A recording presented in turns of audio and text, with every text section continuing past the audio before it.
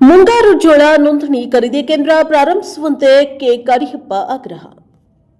ರಾಯಚೂರು ಜಿಲ್ಲೆಯ ಸಂಡೂರು ತಾಲೂಕಿನ ರಾವಡಕುಂದ ಗ್ರಾಮದಲ್ಲಿ ಮುಂಗಾರು ಜೋಳ ನೋಂದಣಿ ಮತ್ತು ಜೋಳ ಖರೀದಿ ಕೇಂದ್ರ ಕೂಡಲೇ ಪ್ರಾರಂಭಿಸಬೇಕು ಎಂದು ಒತ್ತಾಯಿಸಿ ಕೆಳಭಾಗದ ಸುತ್ತಮುತ್ತಲಿನ ಗ್ರಾಮದ ರೈತರು ಸೇರಿಕೊಂಡು ಪ್ರಾಥಮಿಕ ಕೃಷಿ ಪತ್ತಿನ ಸಹಕಾರ ಸಂಘ ಕಚೇರಿಯ ಮುಂದುಗಡೆ ಧರಣಿ ಕುಳಿತಿದ್ದ ವಿಷಯ ತಿಳಿದು ಬಿಜೆಪಿ ಮುಖಂಡ ಕೆ ಕರಿಯಪ್ಪನವರು ಸ್ಥಳಕ್ಕೆ ಭೇಟಿ ನೀಡಿ ಪರಿಶೀಲಿಸಿ ತಾಲೂಕಾ ದಂಡಾಧಿಕಾರಿಗಳಿಗೆ ಫೋನ್ ಕರೆ ಮಾಡಿ ಸ್ಥಳಕ್ಕೆ ಕರೆಸಿಕೊಂಡು ರೈತರ ಸಮ್ಮುಖದಲ್ಲಿ ಕೂಡಲೇ ಜೋಳ ಖರೀದಿ ಕೇಂದ್ರ ನೋಂದಾವಣೆಯನ್ನ ಪ್ರಾರಂಭಿಸಬೇಕು, ಇಲ್ಲದಿದ್ದರೆ ಉಗ್ರ ಹೋರಾಟ ಹಮ್ಮಿಕೊಳ್ಳಲಾಗುವುದು ಎಂದು ತಾಲೂಕಾ ದಂಡಾಧಿಕಾರಿಗಳಿಗೆ ರೈತರ ಪರವಾಗಿ ಆಗ್ರಹಿಸಿದ್ದಾರೆ ಎಂದು ಮಾಧ್ಯಮಕ್ಕೆ ತಿಳಿಸಿದ್ದಾರೆ.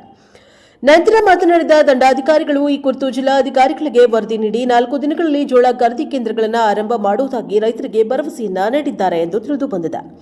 ಈ ಸಂದರ್ಭದಲ್ಲಿ ಜೆಡಿಎಸ್ ಮುಖಂಡರಾದ ಬಸವರಾಜ ನಾಡಗೌಡ, ರೌಡಕುಂದ ಪ್ರಾಥಮಿಕ ಕೃಷಿ ಪತ್ತಿನ ಸಹಕಾರ ಸಂಘದ ಅಧ್ಯಕ್ಷರಾದ ಮಹಾಂತೇಶ ಹಿರೇಗೌಡರ್, ನಿರ್ದೇಶಕರಾದ ಕನಕಪ್ಪ ನಾಯ್ಕ, ಪರಮೇಶಪ್ಪ ಆದಿಮನೆ, ಸಣ್ಣಪ್ಪ ಜವಳಿಗೇರ, ಗ್ರಾಮದ ರೈತರು ಸೇರಿದಂತೆ ಇತರರು ಹಾಜರಿದ್ದರು.